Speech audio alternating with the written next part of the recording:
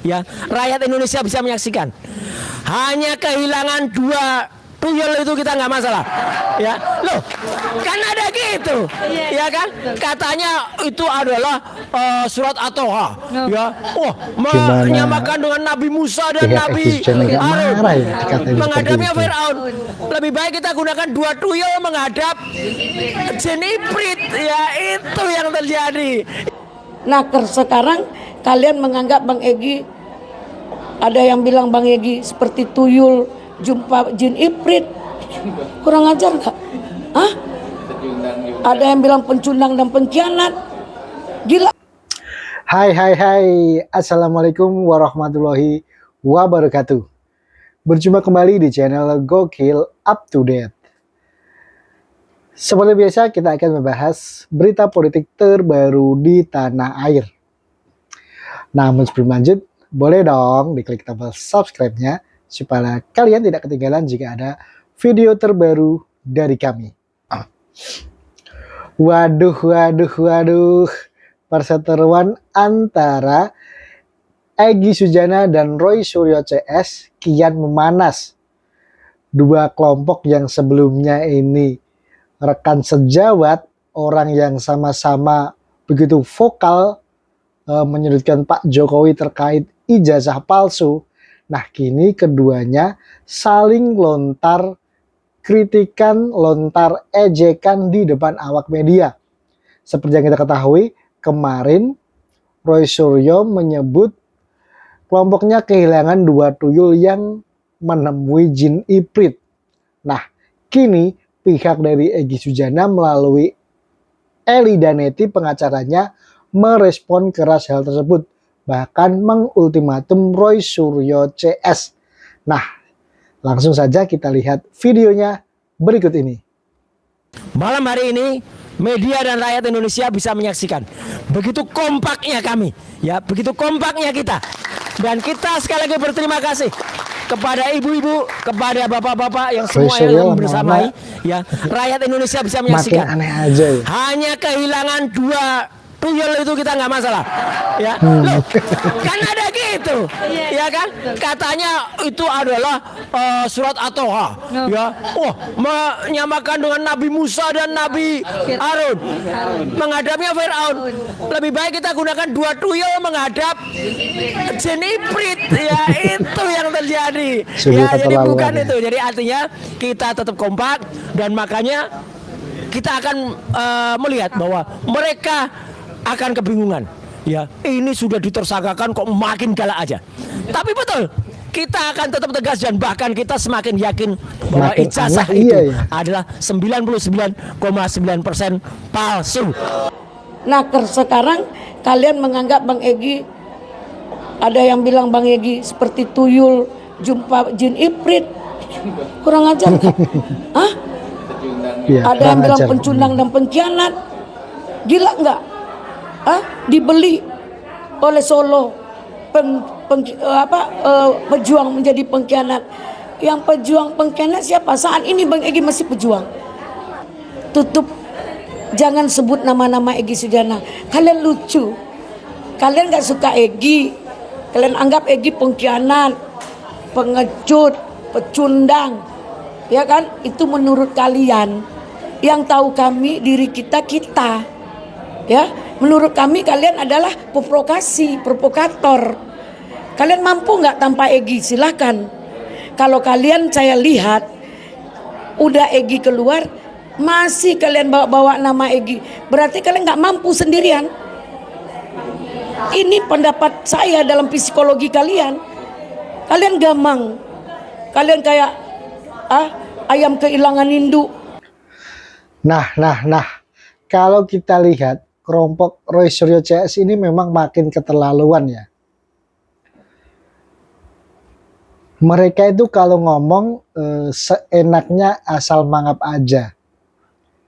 Ya pantas kalau kita dengar selentingan kalau Pak Jokowi tidak menginginkan adanya restoratif justice untuk RRT ini. Nah, seperti yang kita lihat itu tadi, bagaimana mungkin mereka menyamakan Egy Sujana dengan sebutan tuyul, Pak Jokowi dengan sebutan jin ibrit. Lah apa itu nggak keterlaluan? Dan menurut kami ya, keputusan Pak Jokowi untuk melaporkan Roy Suryo CS ini sudah sangat-sangat tepat. Gimana tidak? Sudah bertahun-tahun mereka itu terus menimbulkan kegaduhan seperti ini. Terkait dengan ijazah palsu ini, terus kata-kata mereka yang sering mereka lontarkan seenaknya ketika di depan awak media, menyamakan Pak Jokowi seperti itu tadi.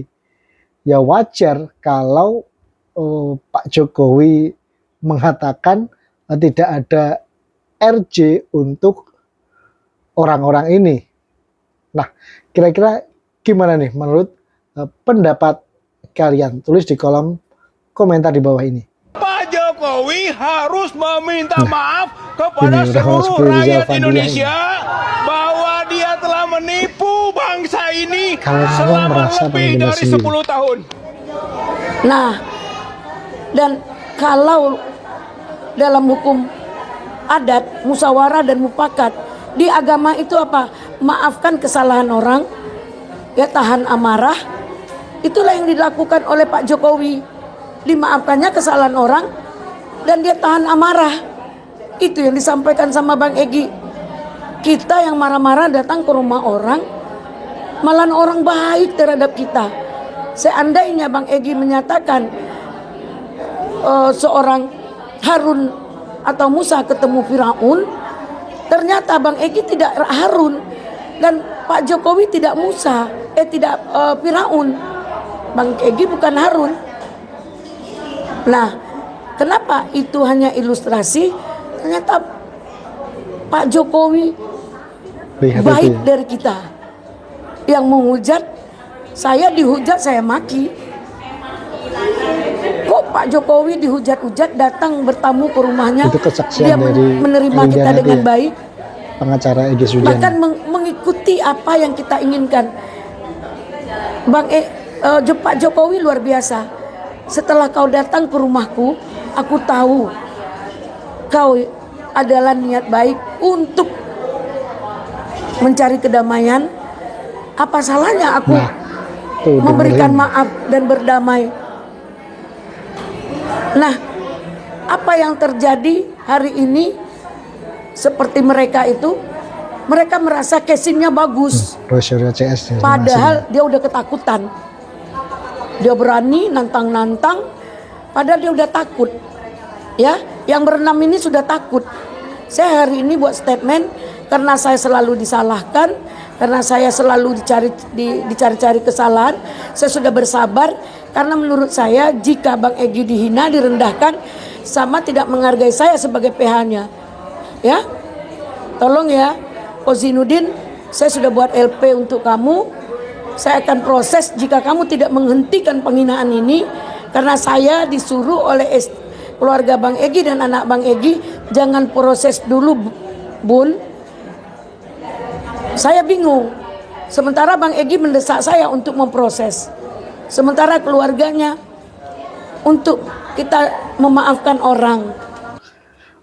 Nah, itu tadi ya.